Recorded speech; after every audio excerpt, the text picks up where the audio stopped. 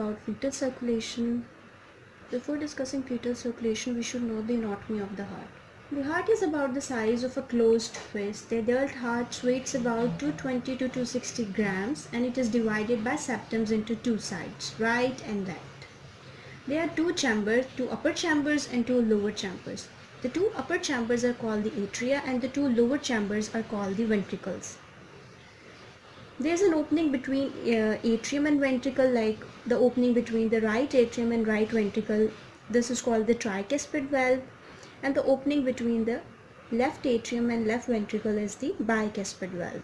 We all know that the deoxygenated blood from the body by means of the superior vena cava and inferior vena cava, it enters into the right atrium, and from right atrium, by means of this tricuspid valves, it enters into the right ventricle. And from right ventricle it enters into the pulmonary artery for oxygenation. This pulmonary artery takes away all the blood to the lungs for oxygenation.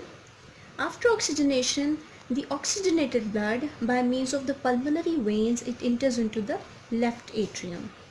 From left atrium, by means of this bicuspid valve,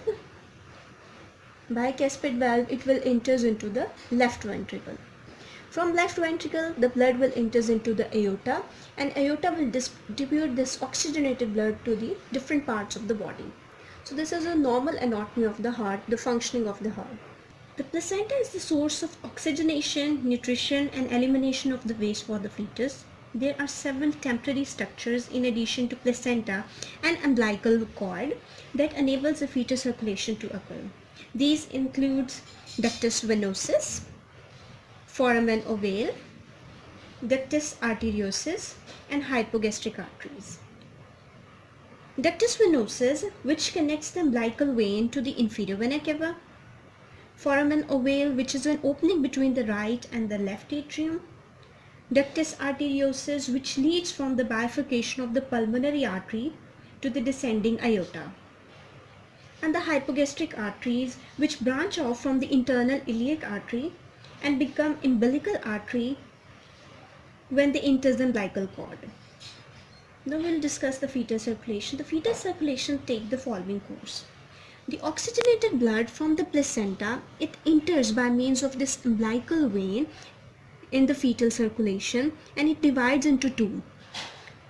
One is called the portal vein, and the other, it bifurcates with the inferior vena cava by means of this ductus venosus, and by means of the inferior vena cava it will enters into the right atrium.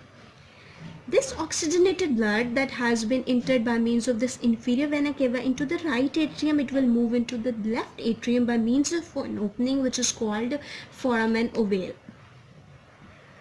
This oxygenated blood that has entered from the right atrium into the left atrium will enters into the left ventricle, and from the left ventricle it will enters into the aorta, and this oxygenated blood will be supplied to the upper part of the body. And we also know that deoxygenated blood also enters into the right atrium from the superior vena cava. So this deoxygenated blood that has entered into the right atrium from the superior vena cava, it will mix with this remaining blood over here, and from the right atrium it will move into the right ventricle. Some of this blood will go into the lungs, and it will supply the lungs by means of this pulmonary arteries. Most of the blood, however, passes from the pulmonary artery through the ductus venosus into the descending aorta. This blood, although low in oxygen and nutrition, sufficient to supply the lower body of the fetus. It is also by this means that deoxygenated blood travels back to the placenta by means of this internal iliac artery, which leads into the hypogastric artery and ultimately into the umbilical artery.